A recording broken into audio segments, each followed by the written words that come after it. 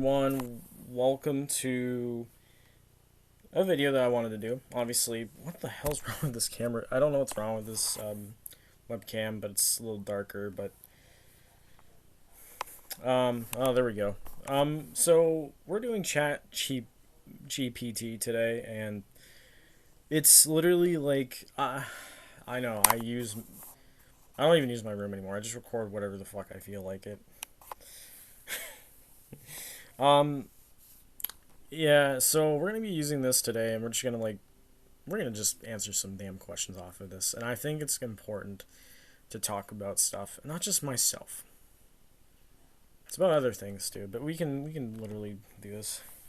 So I'm thinking my first question is just gonna be like, how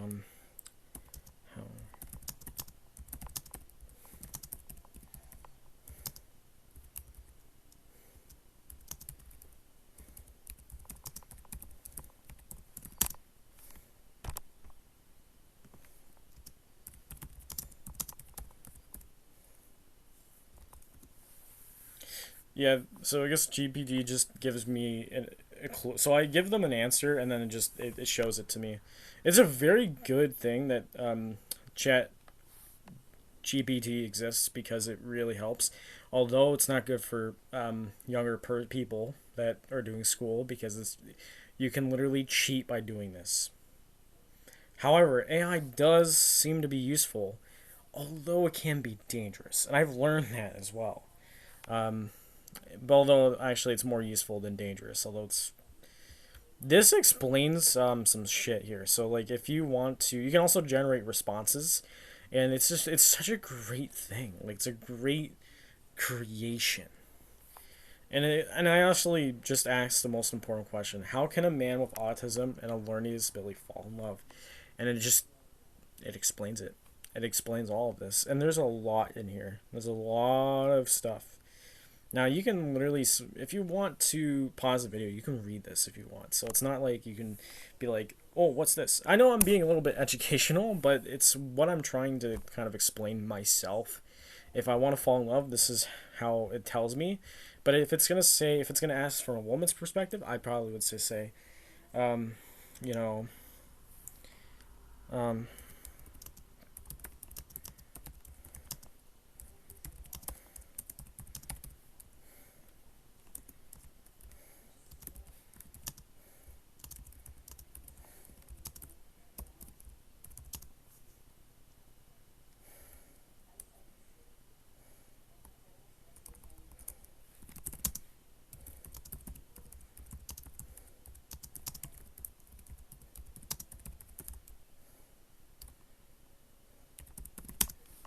yeah, I do have a learning disability. I've talked about this beforehand, so it takes a long time to learn shit.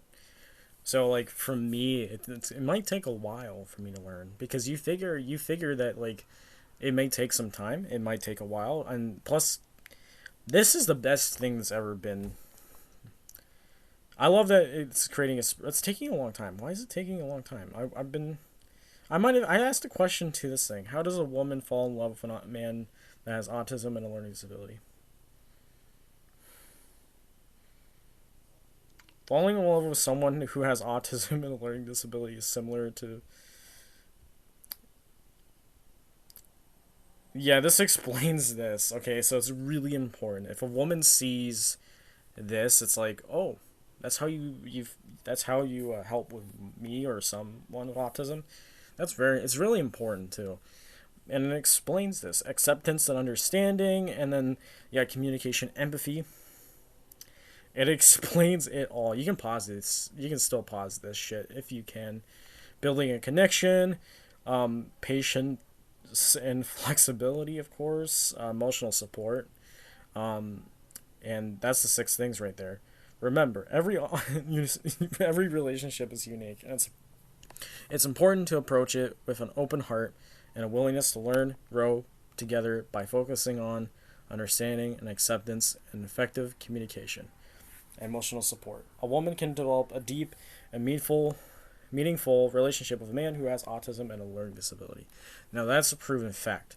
And now all this explains it all. And although you can ask this thing many questions, as long as it doesn't have to do with anything that anything inappropriate, which I have to come to learn that. Uh, but also, I'd like to. I've been asking questions, so I guess so far I've asked two questions. Although we can ask another one. Um,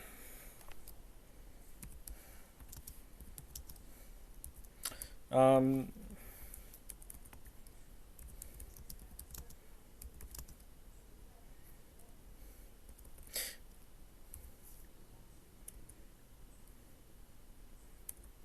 it can you can say like how to or like what can I do or something, any words that has to do with this. But I'm trying to think of something. I'm trying to think of a question I can answer to this one, and it's like how to be how to be less weird.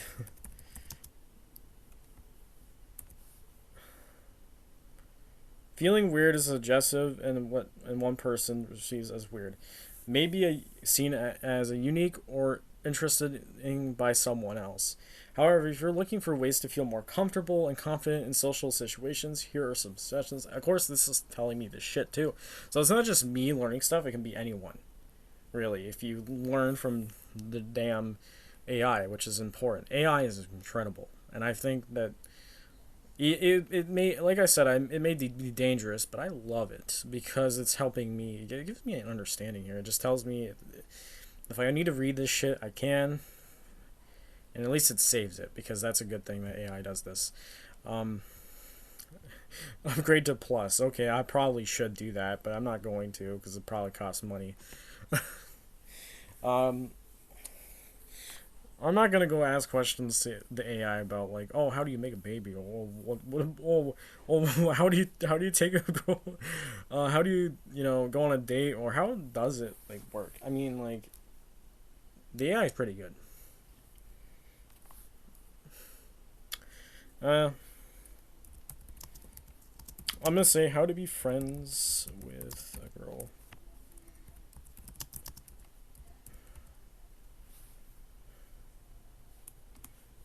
How to be friends with a girl? It's really important to ask that question. Building a friendship with a girl is similar to building a friendship with anyone else. Here are some tips to help you develop a meaningful and positive friendship. It really explains this. Yeah, good listener. Yes, of course. Maintain eye contact. I have a hard time doing that. I'm sorry. I'm so sorry.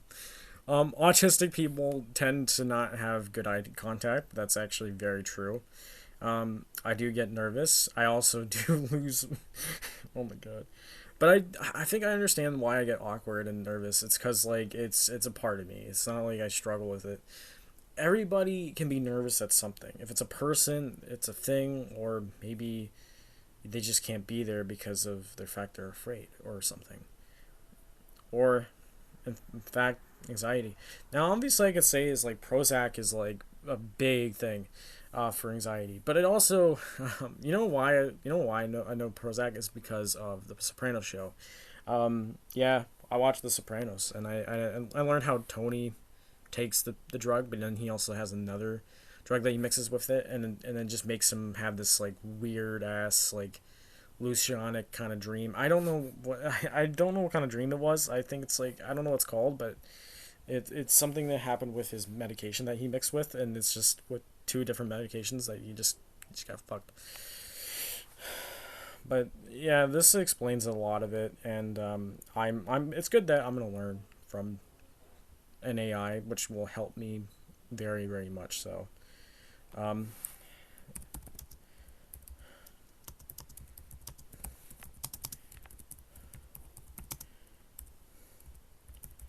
this is definitely a good question.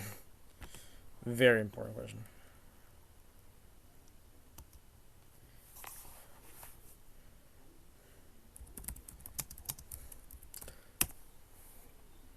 Now this one's a good one. And I actually I think I've done is I've asked so before I made the well before I recorded this and stuff, I was practicing with this the other yesterday or yesterday night, and how can a man with a learning disability drive a car? I wanted to answer that question because I know that I was told once I wish you can drive a car. I was told that by by somebody. So I mean, yes, this explains it. The ability to drive a car can be very depending on the nature and severity of an individual's learning disability. It's important to note that in some cases, individuals with specific learning disabilities may be able to obtain a driver's license and drive safely with certain commodities or accommodations, sorry, or adaptions. Here's some of the considerations. Legal requirements. Okay, it really explains this. In your country or state regarding driver's license, individuals with learning disabilities contact the appropriate licensing authority or department to understand the requirements and accommodations available. Consult with professionals. Seek guidance from professionals who specialize in driving abilities, such as therapists and or driver rehabilitation specialists. They can they can evaluate your skills, provide recommendations, and offer training or adaptive devices to support safe driving if appropriate. You know what? Maybe I'll love a Tesla because then I don't have to drive it all the time. I'm kidding. I'm kidding. Why do we talk about Teslas? This is ridiculous. I mean, they are probably good because then I can autopilot them and don't fucking have to drive them all the time. Yeah, because they're the most safest fucking thing in the world. I love that kind of stuff. Adaptive equipment and combination. Regular practice and experience, of course. Ongoing support and monitoring. Okay. It just explains it all. So, yeah, that's about it for ChatGPT. And hope you guys enjoy this video, and I'll see you guys for more content regarding other things, including maybe this if we want to do another one about ChatGPT.